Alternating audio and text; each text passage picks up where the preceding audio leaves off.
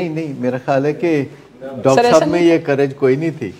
अच्छा, ऐसा नहीं था, क्योंकि मैं तो उस गुमान से बात कर रहा हूँ जैसे आमतौर पे होता है। डॉक्टर साहब सीन से गायब थे और ये जो ताया थे ये काम उन्होंने किया था। हाँ, ये मैंने उनको कहा था कि दिस इज योर जॉब, मैं नहीं कर सकूंगा। अच्छा, कई दफ़ा हमसे कोई काम नहीं होता तो फिर हम अपने किसी दोस्त को या भाई को, वही वाली बात है कि आई ट्राइड फॉर हेल्प, हाँ आई सीक हिज हेल्प।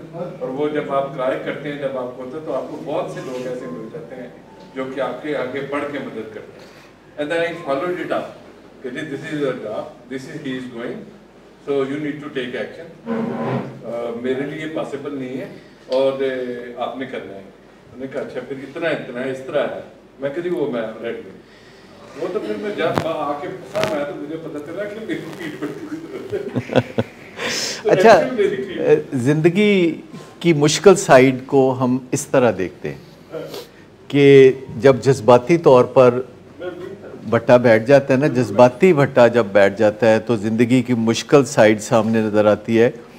जब अपना बेटा, अपना प्यारा, अपना फैमिली मेम्बर तकलीफ़ में नज़र आता है और दुहाई दे रहा होता है कि कुछ भी ना करो, स्टेटस को रहने दो, तो बड़ा मुश्किल हो जाता है, जज्बाती भट्टा बैठ जाता है, जिसे हम कहते हैं कि उसकी करेज वालिदैन में अमूमन नहीं होती। मैं देखता हूँ कि जब कोई पेशेंट दाखिल भी होता है या दाखिले का इनिशियल विज़िट भी होता है तो अक्सर माँ या बाप दोनों में से एक होता है, एक घर बैठा रहता है। ठीक, तो इसकी पहले मुझे वजह नहीं समझ लगती थी कि ये इतने अहम मौके पे माँ और बाप दोनों क्यों नहीं मुझसे मशवरा करने आए। अभी मशवरे की हद तक जब आते हैं मशवरा करने तो फैमिली के अंदर तोक़ो रखी जाती है कि जब कोई प्यारा नशे की बीमारी में मुब्तला होता है तो एटलीस्ट माँ बाप तो दोनों आएंगे। ऐसा रेयरली कभी हुआ, बहुत रेयरली कभी हुआ कि दोनों आए। एक आता है, एक नहीं आ पाता, वो आना चाहता है पर वो नहीं आ पाता, और एक पता नहीं कितनी हिम्मत करके तो आता है और एक एक्शन लेना चाहता है जो कि नेसेसरी एक्शन है, और वो नेसेसरी तकलीफ़ को भी देखने के लिए तैयार है। नेसेसरी तकलीफ़ को, ये होती है हमारी ज़िंदगी में। हम ज़्यादातर समझते हैं कि हालात हमें तंग करते हैं, हालात हमें नहीं तंग करते, जज्बात हमें तंग करते हैं। और ये जो जज्बात का मामला है ये हमारा एनिमल पार्ट है, ये हमारा ह्यूमन पार्ट नहीं है। ये हम जानवरों के साथ शेयर करते हैं जज्बात को, लेकिन जो ह्यूमन पार्ट है यानी दलील, मंतक, लॉजिक, जो कि हम जानवरों से शेयर नहीं करते, ये हमारा ह्यूमन इम्तियाज़ है, ये हमारा इंसान होने का इम्तियाज़ है। और हम समझते हैं कि ये बहुत बड़ा इम्तियाज़ है, लेकिन जब जज्बात अपने आप को दिखाते हैं तो सारा इम्तियाज़ दरे का दरा रह जाता है। आप में से कोई एक बात बताऊं कि ये ट्रीटमेंट में ना, अगर मुझे ये मॉडस ऑपरेंडी पता होता है ट्रीटमेंट का तो शायद मैं इधर पॉइंट आएंगे। Let me admit, so you made it possible. और पता नहीं कैसे आहिस्ता आहिस्ता बातचीत होती है। नदीम से बहुत दफ़ा बात होती थी, इस्माइला से होती थी, फिर आपसे कभी कभी होती थी, मैं गुस्सा भी चलता था। सर मैं भी कहने लगा सी शुरू ਦੇ ਵਿੱਚ ਤੇ डर भी मन बड़ा आंदा सी वो ऐसे सर। फिर सर कभी कभी ये भी बताते थे कि ये सर कभी कभी ये भी बताते थे कि ये वसीम अकरम के साथ बॉलिंग करते थे। मुझे कई दफ़ा बॉल शू करके ना, नहीं बहुत मैं आपको ये बताना चाह रहा हूँ, इस तरह फैमिली बाकी भी आती है कि ये मैं अपना एडमिट कर रहा हूँ कि नहीं है। और मैं अब अब्दुल्ला को देखता हूँ और इस्लाम को देखता हूँ और मैं जो है पिछले हालात देखता हूँ तो फिर बहुत ग्रेटिट्यूड आता है, वाकई आता है। मसलन अब्दुल्ला तो माशाल्लाह काफ़ी चीज़ें मैनेज कर लेता है। अब्दुल सलाम है मैं उसकी दिनों में इम्प्रूवमेंट देख रहा हूँ। और आपको पता है, आप इस चीज़ के गवाह हैं कि मैं बहुत एंजाइटी का शिकार था इसके बारे में, और शायद अब्दुल्ला के मतलब मैं इतनी बात नहीं आपसे करता था जितनी इसके मतलब करता था। और मैं अपनी ख्वाहिशात का भी इजहार करता था और आपको डिक्टेट भी करता था कि इस तरह कर रहे हैं। लेकिन ऑब्वियसली आपको पता था कि आप क्या करना चाह रहे हैं और किस तरह करना चाह रहे हैं। यू न्यू दैट मुझे ट्रीटमेंट का नहीं पता था, तो मैं फ्रस्ट्रेट भी होता था उसमें, और मैं ऐसे ऐसे सवालात भी आपके पास लाता था जो कि अब मैं सोचता हूँ तो ठीक है, उस वक्त के लिहाज से शायद ठीक थे, लेकिन शायद अब वो तब नहीं, अब मैं किसी को बता सकूंगा भी इस तरह है। सो उसको भी देख के मुझे इस बात पे बहुत इत्मीनान होता है कि यार where was he, nowhere he. अच्छा, मैं आपको बताऊं कि बज़ाहिर अब्दुल्ला ज़्यादा कंप्लाइंस देता है और खुश करने की भी कोशिशें करता है। अब्दुल्ला में ये सलाहियत है कि वो खुशी दे भी सकता है, हाँ। यानी वो खुशी लेना चाहता है तो खुशी देना भी चाहता है। अब्दुल सलाम इंटेलेक्चुअल टाइप है हाँ, वो इंटेलेक्चुअल है और वो मुझसे ज़्यादा कनेक्ट करता है टेलीफोन पे। अक्सर मैं जब कराची होता हूँ, और अक्सर पता नहीं इसको कैसे पता चलता है कि मैं समंदर के किनारे हूँ और बिल्कुल रिलैक्सड हूँ, और वहाँ कॉल आती है मुझे अब्दुल सलाम की। सर आपको एक बात पता है कि जब ये इधर से आउटडोर गया था तो I had very difficult days, ठीक है, ये दोनों मुझे घेर लेते थे और उसके बाद फिर मेरी करते थे और मैं चीखता चिल्लाता आपके पास पहुंचता था रात के 11 साढ़े 11, है ना, आपको पता है इस बात का ना। और जो है ना वो आप डे बाय डे उसमें ना मुझे कहते थे नहीं इस तरह इस तरह इस तरह, तो मुझे उस वक्त फ्रस्ट्रेट यार मैंने पहली ला इतने इतना टाइम अपना लाया, पूरे 100 दिन मैं कभी 100 दिन नमाज नहीं पढ़ी जितने में इसमें गया, तो मुझे ये फ्रस्ट्रेशन होती थी। और ये वो लोग थे दोनों जो कि मुझे इस चीज़ से मुझे ताने देते होते थे कि you don't have your own thought, you always ask. So ये आपको क्रेडिट जाता है, क्या मुझे नहीं पता होता? नहीं, क्रेडिट तो इन दोनों बच्चों को डेवलप किया, यानी बच्चों से रिलेशन। इसमें अब्दुल्ला ने तो कभी ज़्यादा मुश्किलात नहीं दी हमें, लेकिन अब्दुल सलाम चूँकि इमोशनल ज़्यादा है और इंटेलेक्चुअल ज़्यादा है, उसकी लॉजिक्स बड़ी होती हैं, लेकिन मैं उसके सामने सरेंडर कर देता हूँ कि यार तुम्हारी इन मुश्किलात का अभी हल कोई है नहीं, अच्छा चलो यूँ करके देखते हैं या यूँ करके देखते हैं। लेकिन मैं आपको बताऊँ कि प्रोग्रेस है जो हम देख रहे होते हैं इलाज में हमारा काम है प्रोग्रेस कराना, हमारा यानी परफेक्शन का नहीं होता, प्रोग्रेस होती है। वालिदैन की ख्वाहिश है परफेक्शन, परफेक्ट। ये जो परफेक्शन है ना, ये या तो मरीज की मर्जी से आती है या फिर अल्लाह की मर्जी से आती है। दूसरे लोग ज़रा धक्का शक्का लगा सकते हैं, चाहे वो प्रोफेशनल हो, लेकिन मैं आपको बताऊँ जो परफेक्शन आती है ना, वो तो अल्लाह की देन है, या फिर वो बंदे के अंदर ही कोई ऐसी विल पावर जागे जो हम लोग कहते हैं कि जी विल पावर की गेम है या विल पावर का मामला है, जो कि एक्चुअली नहीं है। सर इधर आके इस सेशन में आके ये सेशन जो है वो विल पावर का मंबा है जी।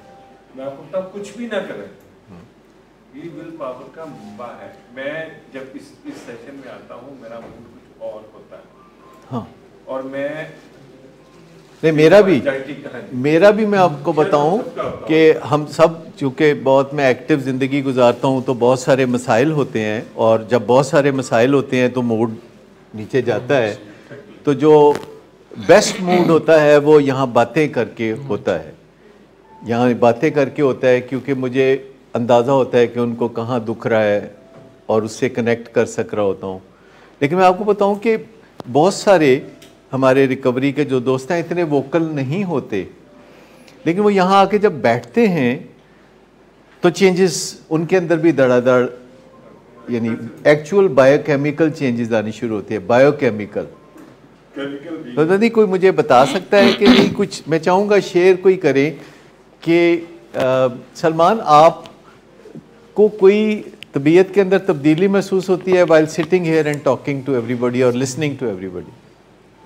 डिस्ट्रैक्टेड शायद बंदा वो उस जो अपनी सोचें हैं वो सोचने के बजाय उसमें मसरूफ हो जाता है। आपको ये नहीं लगता कि यार मैं कोई अकेला हूँ जिसके साथ इतने जुल्म हो रहे हैं, और भी तो दुनिया में है जो दुखी हैं लोग? क्योंकि एक्चुअली हम समझते हैं कि जो लोग बहुत बड़ी पोजीशनों में नज़र आते हैं, बड़े घरों में रहते नज़र आते हैं, बड़ी गाड़ियों में चलते नज़र आते हैं, ऐसे बड़े खुश होंगे। ये एक परसेप्शन है या अजम्पशन है या लेकिन कभी किसी मर्सिडीज में बैठे हुए बंदे की आप बात सुने गाड़ी खड़ी करके, या किसी 4 कनाल के घर में बैल दे के अगर आप उनसे पूछ लें कि आप तो खुश हैं ना, वैसे 4 गाड़ियां भी खड़ी हैं और आपके घर के बाहर नाम भी लिखे हैं बड़े बड़े, तो आप तो बड़े खुश होंगे ना। तो वो आपको बताएंगे कि नहीं, खुशी का और एतमाद का इन चीज़ों से कोई लेना देना नहीं है। और एक तो खुशी मैं समझाऊं, जो अभी तक मैंने सीखा है, समझाऊं कि अगर आपकी जिस्मानी सेहत ठीक है तो आपकी खुशी ज़्यादा मुतज़लज़ल नहीं होती, उस पर ज़्यादा ज़लज़ले नहीं आते खुशी के, अगर आपकी सिर्फ जिस्मानी सेहत ठीक है। और दूसरा, अगर आपकी नज़रियाती सेहत ठीक है, नज़रियात, अगर नज़रियात में बेहतरी है तो भी खुशी को कोई चीज़ मुतज़लज़ल नहीं कर सकती। जिस्मानी सेहत पे बहुत डिपेंड करता है, अगरचे ये कनेक्शन बड़ा रिसेंटली साइंस ने दरियाफ्त किया है, ये कनेक्शन कि जिस्मानी सेहत फर्स्ट क्लास हो तो बदतरीन खबर भी आपको ज़्यादा हिला जुला नहीं सकती। पर ये बिल्कुल आप दुरुस्त करें। अभी ये संडे की बात, मेरे एक रिलेटिव हैं, उनका डिफेंस में रहते हैं, उनका जवान बेटा तकरीबन कोई 30 ईयर का हो, वो अपनी फैमिली के साथ वापस घर के गेट पे आया है, उसको मोटरसाइकिल में 2 बंदों ने रोका है और उससे पैसे मांगे, तो आगे से कुछ बातचीत हुई है, तो he was shot there and there. मैं जब नेक्स्ट डे गया हूँ तो मैं उनके वालिद साहब को देख के यकीन करें कि मेरा दिल करता था कि मैं उनसे पूछूं कि ये कैसे मुमकिन है कि आपका जवान बचा गया है और आप। मैं आपको बताऊं, एक पॉलिटिशियन है कमरुज़्ज़मान कायरा, मेरा उनके साथ कुछ ताल्लुक़ है, तो उनके बेटे की डेथ हुई हादसे में, तो मैंने उनको फ़ोन करके तो उनसे ताज़ियत की, तो उन्होंने इतनी अच्छी तरह ताज़ियत को वसूल किया। और मैंने आखिर में उनको कहा कि मैंने कहा आपका दिल इतना पहाड़ जैसा कैसे है, तो कहते नहीं ऐसी तो मुझे कोई बात का नहीं पता। मैंने कहा कि आपने जिस तरह फेस किया है ये किसी को मैंने करते नहीं देखा इस तरीके से फेस। अमूमन सियासतदानों के असाब बहुत स्ट्रॉन्ग होते हैं, तभी तो लोग सियासतदान बनते हैं। अगर सियासतदानों के असाब मजबूत ना हो तो ये बिल्कुल 4 दिन में भाग जाएं। आप देख लें जितने भी सियासतदान हैं, कभी आते हैं कभी जाते हैं, कभी आते हैं कभी जाते हैं, और हिम्मत नहीं हारते। तो उनके असाब मजबूत होते हैं तो वो सियासत में आते हैं, पॉलिटिक्स में आते हैं। लेकिन साइंस कहती है कि अगर आपकी सेहत अच्छी है, जिस्मानी सेहत अच्छी है, तो आपको ये दुनियावी रंजो गम उस तरह झटका नहीं देते जिस तरह के ख़राब सेहत में देते हैं। अब सेहत से मुराद थकावट भी है, अगर आपको थकावट है तो आपको ज़्यादा झटका लगेगा, अगर आपने नींद पूरी नहीं की हुई तो ज़्यादा झटका लगेगा। और ख़ास तौर पर जब इंसान कोई नशा छोड़ रहा होता है या छोड़ चुका होता है तो उस वक्त तो थकावट बिल्कुल उसको बारे में नहीं है, उस वक्त तो वो नींद में लापरवाही करे तो ये बिल्कुल बारे में नहीं है, भूखा रहे तो बारे में नहीं है, और तन्हा रहे तो बारे में नहीं है। एक ये 4 चीज़ें कही जाती हैं रिकवरी में, बहुत इम्पॉर्टेंट है कि आपने 4 घंटे से ज़्यादा भूखा नहीं रहना। अच्छा, ये कोई बहुत मुश्किल काम नहीं है, थोड़ा सा ज़रूर नहीं, रिकवरी में 4 घंटे के बाद, जैसे अगर आप एक अंडा खा लेते हैं बॉयल, या एक सेब खा लेते हैं, इस तरह की, इसको पूरा खाना नहीं कहते कि आप थोड़ा सा कुछ खा लें। दूसरी बात है कि जो बंदा रिकवरी में हो वो कहते हैं कि अगर वो अकेला हो तो वो अच्छी कंपनी में नहीं होता, उसको अकेला नहीं होना चाहिए। जैसे कि आपके पेरेंट्स बताते हैं कि जी उदास नाराज़ होकर ऊपर की मंजिल पे बैठा होता है और कहता है वहीं खाना भेज दो, it doesn't work out well for you. आपने अकेला नहीं होना, नंबर 1 अकेला नहीं होना, नंबर 2 स्लिपरी लोगों के साथ नहीं होना। अकेला नहीं होने का मतलब है कि माँ बाप, बहन भाई, दोस्त अहबाब जो कि नशा नहीं करते या जो रिकवरी के साथी हैं, जैसे आपका नशे से दूरी हो गई है तो आपको अंदर ही दुख लगता है, और लोग भी यहाँ हैं जिनकी नशे से दूरी हुई है तो उनको दुख लगता है। जैसे मैं कहता हूँ कि मैं चाय नहीं पीता तो मुझे जहाँ कहीं भी चाय लोग पीते नज़र आते हैं तो मुझे दुख लगता है, और टीवी पे इश्तिहार देख के दुख लगता है, और बहुत सारे मौके ऐसे आते हैं। मुझे लगता है कि चाय के हक़ में ज़्यादातर एडवर्टीज़मेंट अब हो रही है, हालांकि वो हमेशा से हो रही है, लेकिन मुझे लगता है ये मुझे चिढ़ाने के लिए हो रही है, ये मुझे सताने के लिए हो रही है। पीएसएल में भी चाय दिखाते हैं जी, पीएसएल में भी चाय आती है हर जगह घेर घार के। सर इधर से आप सर वैसे मैं आपको बात कर रहा हूँ कि you are so in tune with the times के कल मेरी एक यूनिलीवर के बंदे से बात हो रही थी, बहुत चाय बेचते हैं ना इस रीजन में। हाँ। इंटरनेशनली अगले 10 साल में वो बिजनेस छोड़ना चाह रहे, डिक्लाइनिंग मार्केट है, नए जमाने के नए लोग चाय नहीं पी रहे, या वो कॉफी पी रहे हैं, हाँ। या वो कुछ नहीं पी रहे।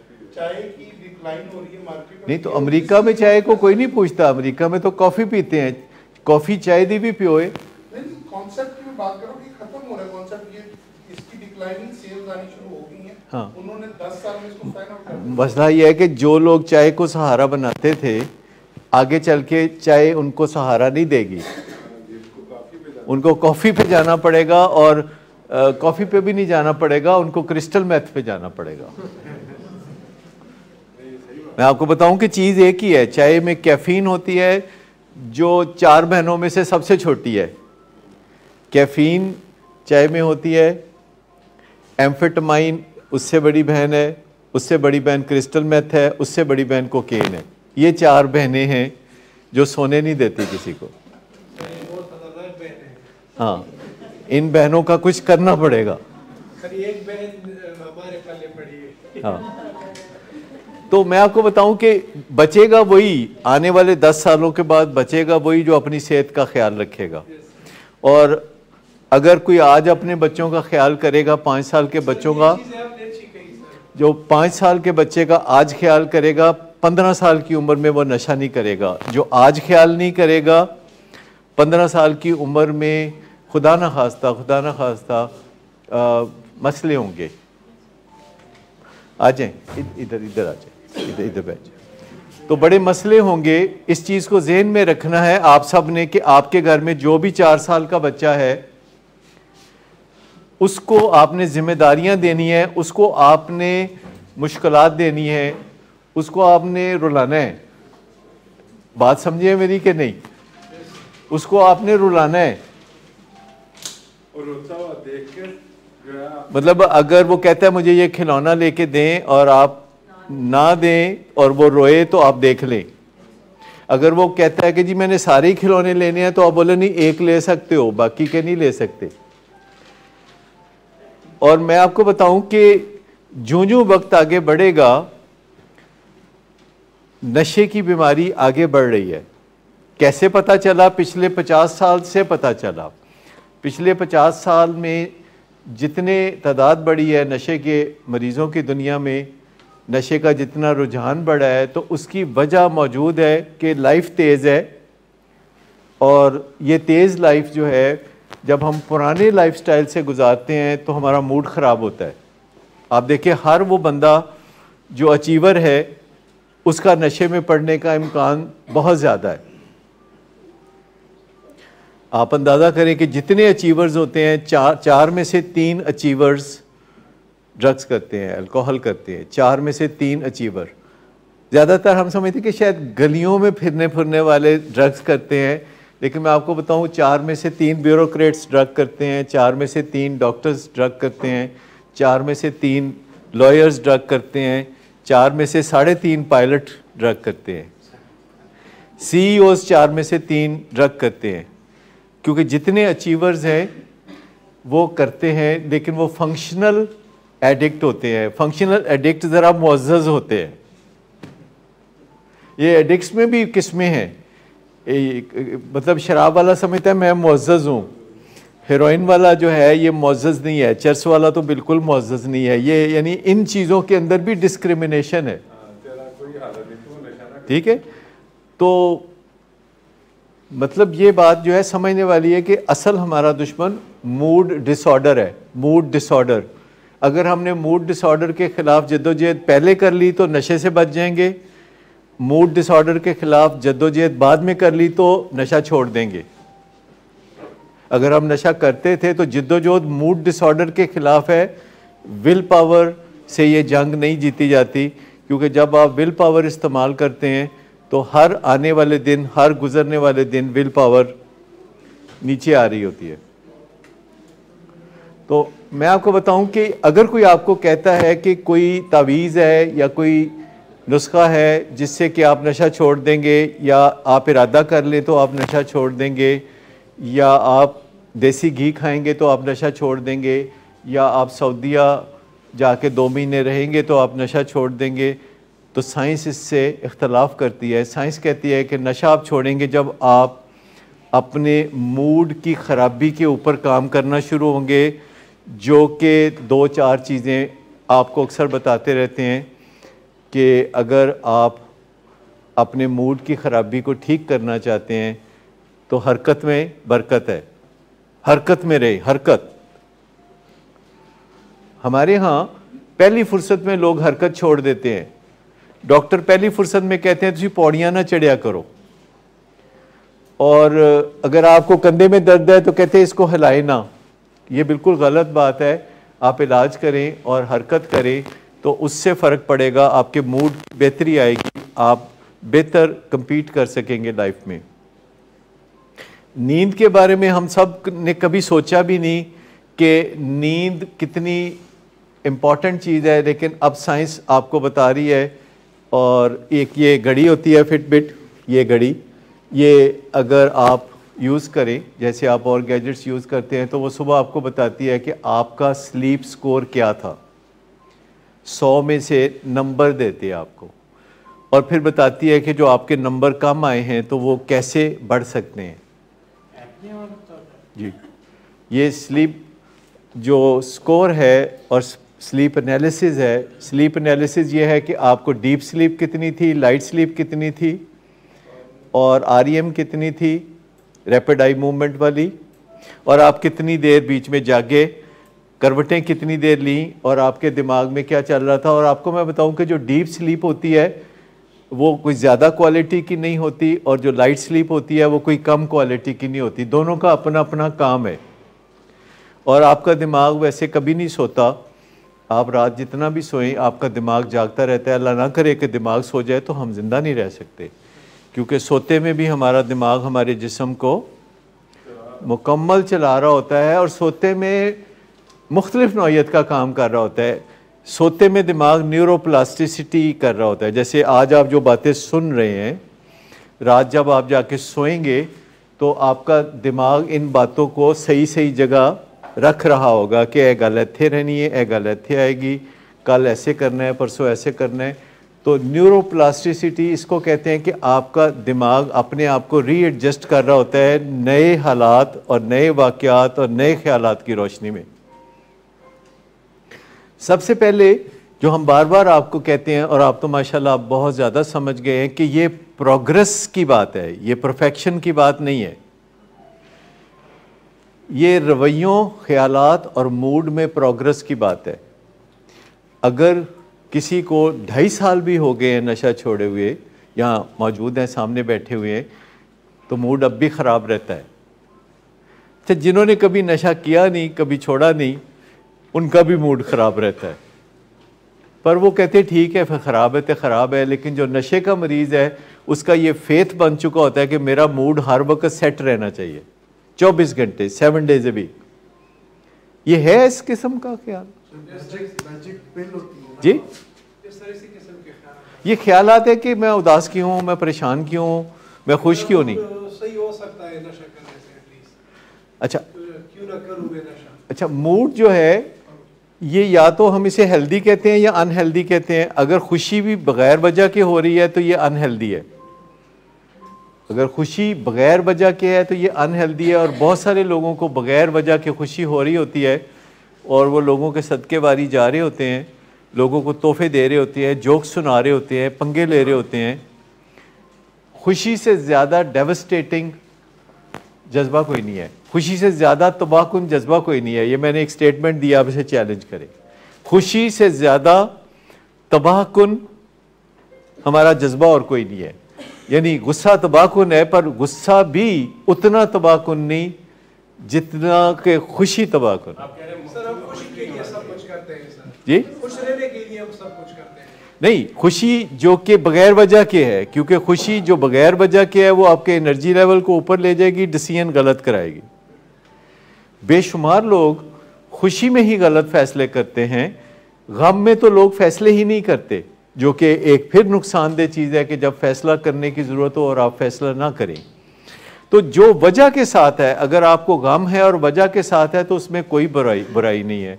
अगर आपको खुशी है और उसके साथ कोई वजह ही नहीं है तो आप समझें कि इसको पहचाने, आप संभल के चलें, एहतियात से। वो ड्रग्स वजह नहीं होती। नहीं, ड्रग्स के बगैर भी लोग जो बाइपोलर डिसऑर्डर में मुब्तला होते हैं वो बगैर वजह के भी तो खुश हो रहे होते हैं।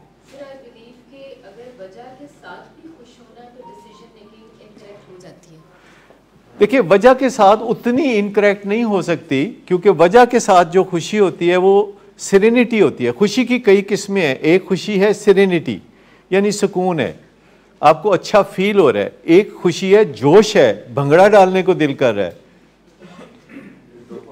और एक खुशी है जो कि ऑक्सीटोसिन की वजह से होती है कि हमें प्यार आ ही जाता है लोगों पे। और एक खुशी है कि जो नारकोटिक्स की वजह से है, जब आप फिजिकल एक्सरसाइज करते हैं और आपके जोड़ पट्टे हड्डियां ठीक काम करते हैं, तो एक खुशी वो है। तो खुशी की 4 किस्में हैं और इससे मिलके हमारी खुशी तख्लीक होती है।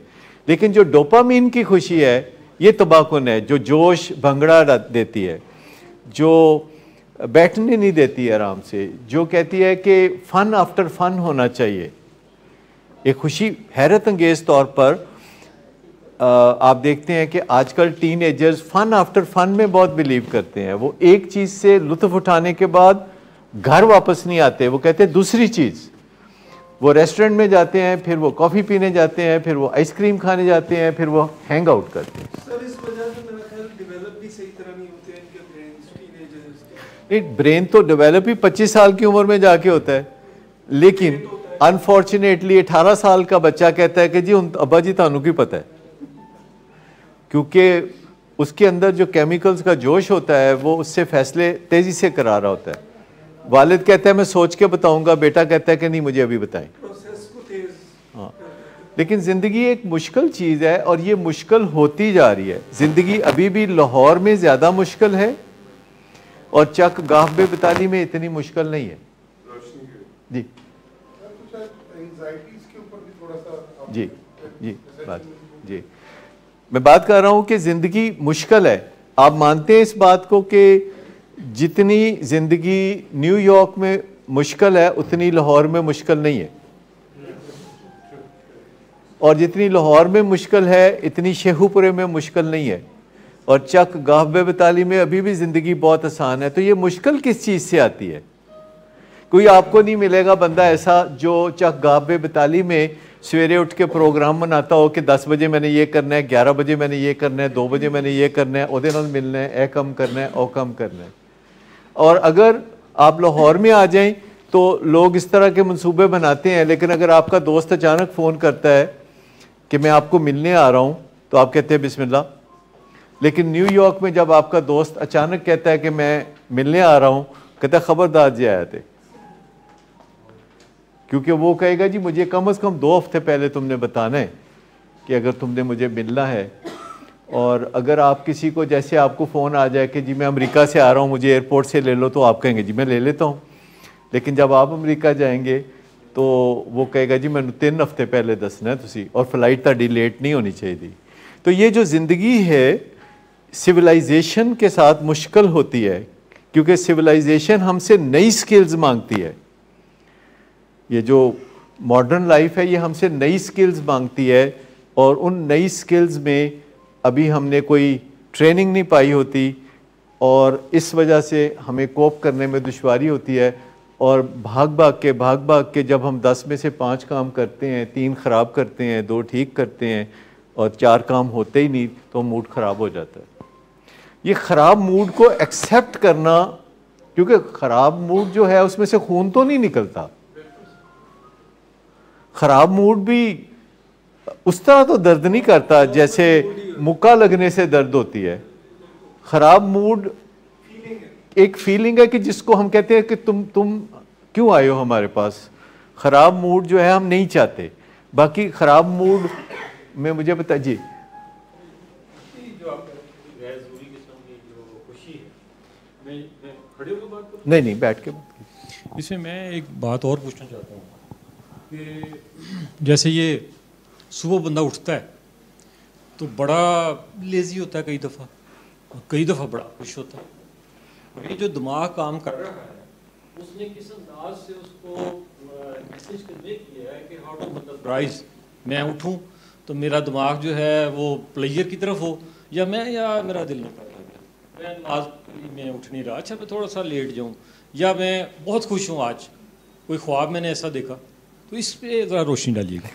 देखिए पिछले एक दिन में क्या कारकर्दगी आपकी रही, उससे पिछले दिनों आप कैसे सोते जागते रहे, उससे पिछले दिनों खाना पीना क्या खाते रहे, उनसे पिछले दिनों कैसे वॉक वगैरह करते रहे, ये किसी एक दिन सुबह जब आप उठेंगे तो आपका मूड इन चीज़ों से मिल के तख्लीक पाता है। जैसे मैंने एक परफॉर्मा बनाया हुआ है कि सुबह मैं जब उठता हूँ तो वो परफॉर्मा उस तारीख का मेरे सामने होता है जिसमें 100 चीज़ें हैं जिनको मैंने मार्क करना होता है कि पिछले दिन के बारे में है, वो सब 100 चीज़ें पिछले दिन के बारे में हैं कि मेरा खाना पीना कैसा था, मेरा मिलना जुलना कैसा था, मेरी कारकर्दगी कैसी थी। तो वो सारे मैं जब अपना स्कोर बनाता हूँ तो वो स्कोर करीब करीब मेरे मूड के मुताबिक ही होता है, जैसा स्कोर वैसा मेरा मूड। जैसे मैं आपको बताऊं कि कल मैं कराची में था और मैं एयरपोर्ट जा रहा था और टाइम कुछ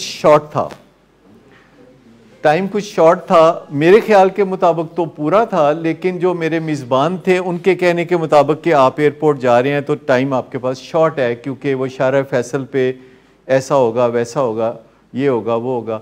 तो मैंने कहा अभी देख लेते हैं, तो मैंने गूगल मैप्स पे जाके देखा कि कितना टाइम मुझे लगेगा, तो गूगल मैप्स ने बताया कि 32 मिनट्स लगेंगे, 32 मिनट्स। तो मेरे मेज़बान कह रहे थे नहीं, सवाल ही पैदा नहीं होता कि 32 मिनट्स लगें, आप समझें फ़्लाइट ख़तरे में है। मैंने कहा चलो देखते हैं, क्योंकि मेरा तजर्बा था कि गूगल मैप्स बहुत एक्यूरेट बताता है। और मैंने कहा देखो ये गूगल मैप्स ने बताए 32 मिनट्स, और मेरे ख्याल के मुताबिक ये 32 से तो ज़्यादा नहीं होंगे, लेकिन अगर तुम कोशिश करो, ड्राइवर को कहा कि अगर तुम कोशिश करो तो तुम 2 मिनट को तुम कर सकते हो आगे पीछे, 2 मिनट तुम कम लोगे। और मैं हैरान हुआ कि एयरपोर्ट पे जाके जो उसकी भी कोशिशें शामिल थी, 1.5-2 मिनट उसने निकाल लिए कम, और वो तकरीबन 30 मिनट और चंद सेकंड में।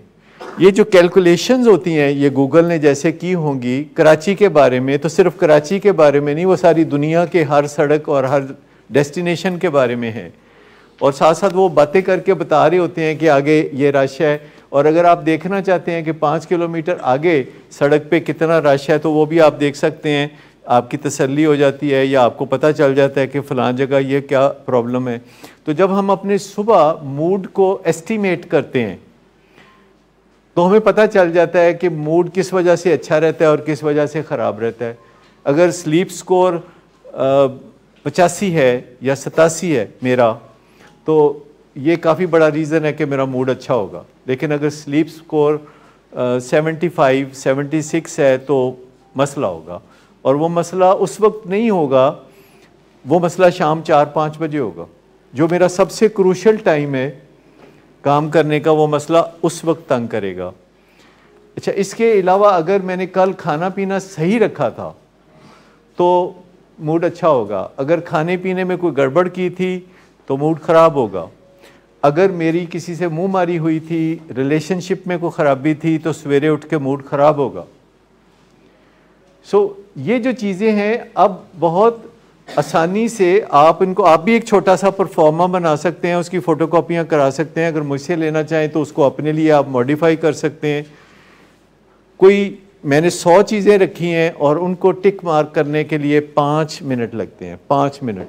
मैं आउटडोर जाऊंगा, आप इंडोर में भी ले सकते हैं। अच्छा, ये जो चीज़ है, जब आप एस्टिमेट करना शुरू करते हैं कि आपका मूड कैसा है, तो फिर सबसे पहली बात यह है कि आप उसे बेहतर बनाने के लिए कुछ स्टेप्स जाएंगे फ़र्ज़ करें आपका जो मूड डेफिसिट है वो 20% है, तो हम सब लोग अनकॉन्शियसली भी करते हैं अपने मूड को ठीक करने के लिए। हम सुबह उठ के तो नहाते हैं, उससे कुछ मूड ठीक होता है, कपड़े बदलते हैं, अच्छे कपड़े पहनते हैं तो कुछ मूड ठीक होता है, कुछ खाना पसंद का खाते हैं, कुछ चाय कॉफ़ी पी लेते हैं, कोई टीवी लगा के थोड़ा अपनी तवज्जो हटा लेते हैं तो 5-10% मूड और बेहतर हो जाता है। विल पावर से भी मूड बेहतर हो जाता है। जैसे कि कई दफ़ा आप घर में लड़ रहे होते हैं और बाहर मेहमान आ जाए तो आप कहते हैं मेहमान आ गया, मूड ठीक कर लो, और सब लोग थोड़ा थोड़ा मूड तो ठीक कर ही लेते हैं, अगरचे मेहमान को थोड़ी सी खुटक जाती है कि यहाँ अभी कोई जंगो जदल हो रहा था। लेकिन मैं आपको बताऊं कि कुछ ना कुछ विल पावर काम कर रही होती है मूड को बेहतर बनाने के लिए, लेकिन कभी कभी मूड इतना ख़राब होता है कि विल पावर काम नहीं करती। जैसे हमारे पेशेंट्स हैं जो रिकवरी में हैं, जिनके फैमिली मेम्बर्स कहते हैं कि उदास नाराज़ रहता है, उदास नाराज़ रहता है। अब रिकवरी में तो सर तकरीबन 1 साल तक मिनिमम या मैक्सिमम भी कह सकते हैं। नहीं, कुछ लोगों का जल्दी ठीक हो जाता है सर। मेरा सर तकरीबन 6 to 8 months। देखिए, कुछ लोगों का मूड जल्दी ठीक होता है, कुछ लोगों का मूड देर से ठीक होता है। Sir mood no sir, no sir, mood not mood sir, वो प्लेजर जो होता है ना सर, किसी एक्टिविटी को करने में जो प्लेजर महसूस होता है आपको, वो नहीं आता सर। देखिए, अगर तो आप चाहते हैं कि आपका मूड नशे के बगैर वैसा हो जैसा कि नशे के साथ होता है, तो ये शायद आस्किंग टू मच है कि आप चाहें कि जैसे ये बिजली की मदद से ये रोशनियां हैं, तो ये बिजली अगर चली जाएगी तो यहाँ रोशनियां होंगी, तो ऐसा तो नहीं होगा। लेकिन हम कोई खिड़की खुड़की खोलेंगे तो थोड़ा बहुत कोई ना कोई रोशनी आएगी। हाँ, तो वो सर वही फील। मैं बताऊं कि मुझे लगता है कि मेरा मूड जो है जल्दी ठीक होने वाला नहीं है, क्योंकि चाहे कोई आपके लिहाज से तो शायद कोई बड़ा नशा ना हो, लेकिन साइंस उसको बड़ा नशा मानती है। और 50 साल चाय पीने के बाद जब मैंने 5 महीने पहले चाय को छोड़ा तो मेरा मूड जो है काफ़ी उससे अफेक्ट हुआ। लेकिन मैंने ये शर्त नहीं लगाई कि अगर मेरा मूड ठीक नहीं होगा तो फिर मैं रिलैप्स हो जाऊंगा। मैंने अपनी ओरिजिनल वजह चाय छोड़ने की याद करना शुरू कर दी कि ओरिजिनल वजह क्या थी, ओरिजिनल वजह क्या थी। और हर रोज़ अब अगरचे उतना नहीं मूड के ऊपर बुरा असर, लेकिन कोई दिन होता है, कोई दिन का पहर होता है कि जिस वक्त और काम करने की सलाहियत कम हो गई है। आपको याद आती है चाय से? हाँ, क्यों नहीं, बिल्कुल बिल्कुल याद आती है। नहीं, कुछ भी नहीं, क्योंकि मुझे पता है कि ग्रीन टी वो नहीं करेगी, फिर मुझे मायूसी होगी।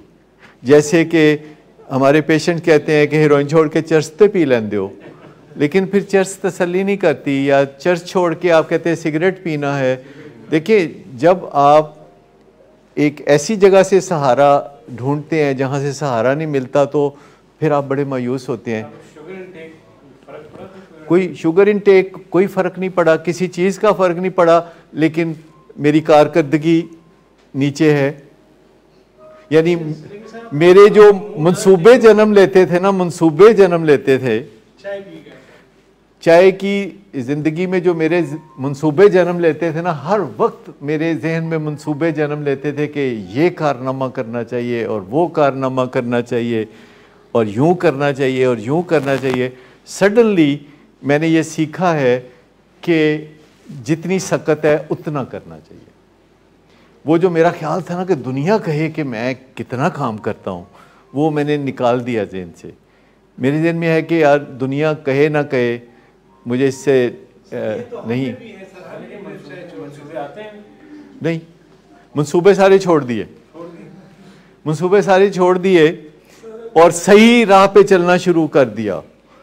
और सही राह क्या है? कल मैं कराची बैठ के समुंदर के किनारे में लिख रहा था, अपने नोट्स लिख रहा था, तो मैंने 4 बातें लिखी, 4 बातें मैंने लिखी कि इन पे मुझे तवज्जो देने की ज़रूरत है। जिनमें से एक बात ये थी कि मुझे अपने मौजूदा मातहतों को डेलीगेट करना चाहिए। डेलीगेट का मतलब है कि जो काम मैं करता हूँ मुझे उनकी तरफ वो काम भेजना चाहिए, ठीक? क्योंकि मेरी आदत है पिछले 40-42 साल से, अभी भी है आदत, कि जो काम मेरे मातहत बहुत अच्छा कर लेते हैं मैं वो भी खुद करने पे उतर आता हूँ।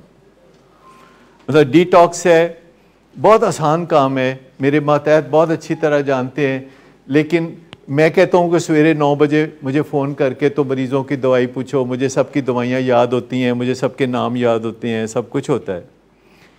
और इस तरह बहुत सारे काम हैं जो कि मैंने अपने कंधों पे उठाए हुए और मेरे साथी मौज कर रहे होते हैं।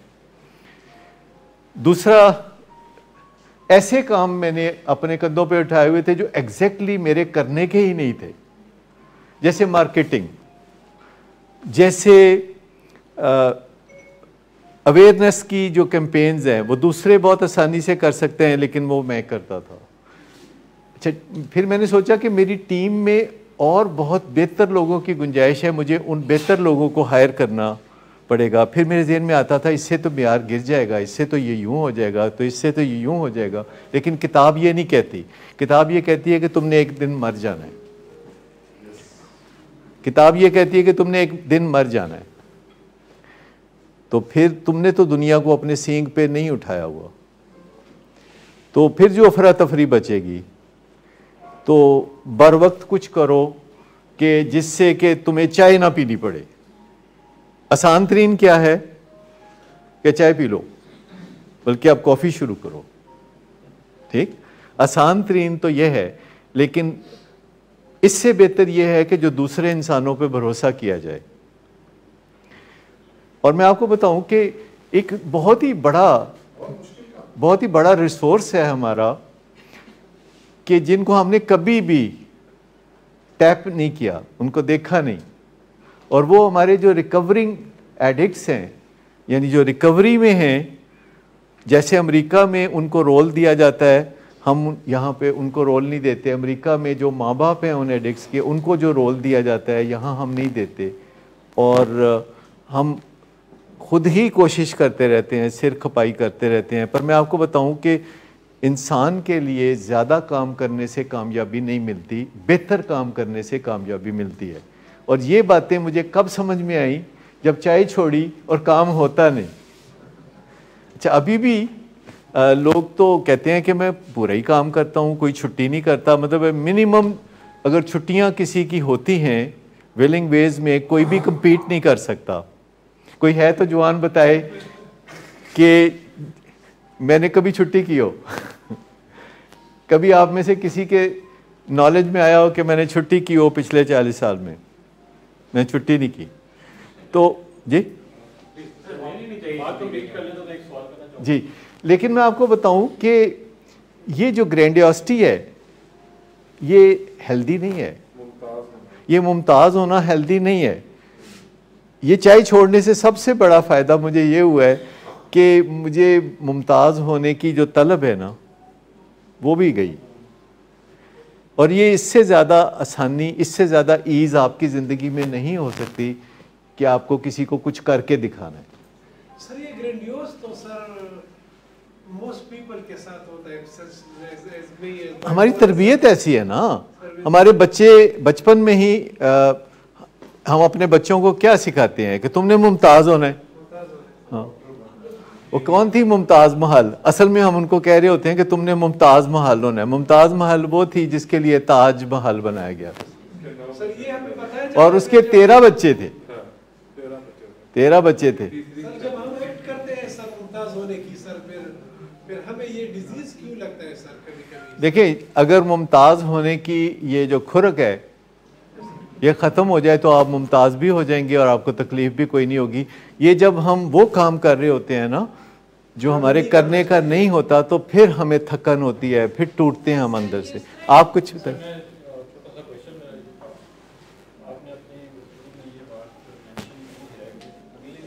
सालों में नशा बढ़ेगा।